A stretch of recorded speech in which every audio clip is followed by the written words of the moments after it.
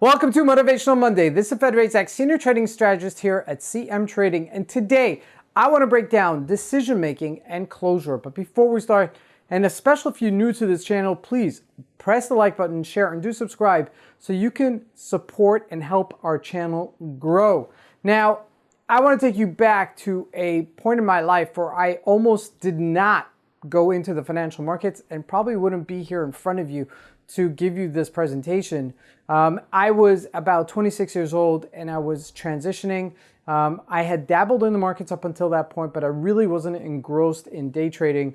And I was given an opportunity. I was between jobs and I was given an opportunity to interview by a friend of mine's family business. Now, they were one of the largest distributors on the East Coast and very aggressive company. And they were growing exponentially and they needed new people on board. So it's a family business, but it was one very much like a corporation. You had to earn it to become a partner in the business. And even from family members, it was something that was a very professional for their industry, very aggressive, and they gave you all the best terms. And so it was a nice, I would say, mix between family and corporate, where you don't usually get that. Usually you get corporate or you get family businesses, and you don't have the mixture of both. And here, this was it. And I remember him calling me in for an interview. And throughout the interview, we're talking, and not one point did I look at his desk, right? I had an open conversation with him right across from each other, and never taking my eyes off of him. I interviewed really well. And towards the end of that meeting, he's like, "That's why I want to hire you. It's because you're so loyal and because you're so honest." And I thought that that was tremendous virtues to be called that out in order to get that interview. Now, I didn't pursue that particular career.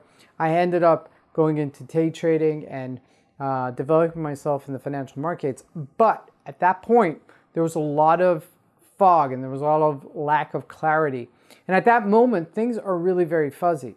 And I think that that's a very important element, because whether you're in your relationship, whether you're in a job, whether you're in between any kind of thing that you're in between, right? Between university and getting a job, or between high school and university, at any point of our lives, when there isn't some sort of structure or there isn't some sort of thing that you can then ascribe yourself to, okay, on any level, okay? I'm not talking about defining yourself because of the job. I'm talking about just giving yourself that clarity that this is what I'm doing right now, and I'm completely committed to it. Now, I remember my first couple of jobs and then, making some money. There were always times in my back of my head on almost a weekly basis. I said, "Oh my gosh, how longer could I take this? I can't do this any longer." You could think about your next job already, 6 months in or 7 months in, and as you get older, you kind of mature about it and you kind of realize that this is it and you got to make the best of it. But once you have that closure that you're making the best of it, you could then perform, you could then shine. It's up until that point where you don't have that clarity, where you're in the fog, where you're not fully committed to something, either a relationship, a job, or some sort of studies that you're pursuing, that's when you don't really shine. That's when you don't have that clarity. And you could always change it, which is something that I, saw later in life after making these career changes, that it is something that could always be changed and not have to be committed to anything. Nothing is etched in stones.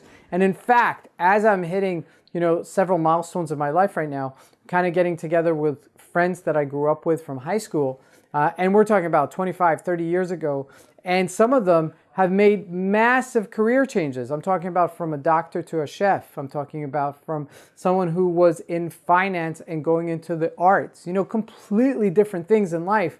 And sometimes it's because they want to finally pursue their passion, or they never knew what their passion was, okay? And they had to always be curious and kind of try this out and try that out until they finally found what really was their calling.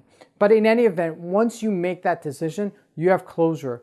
There have been several episodes in my life where I could close that chapter and say, hey, I gave it the best I could for that time period, for whatever I did, and now it's time for me to move on to the next thing and focus my energies and my time on that next thing.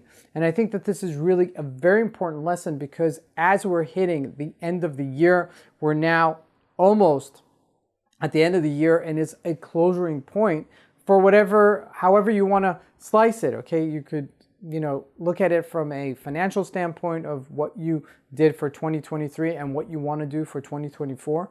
But it's also a time period to say, where's my relationship at? Or where's my other aspects of my life at? And that is something I think that is really an important lesson, especially now. And we are heading, towards a time period in the year where, in terms of work-wise, in terms of office-wise, things are a little bit, on a lower key.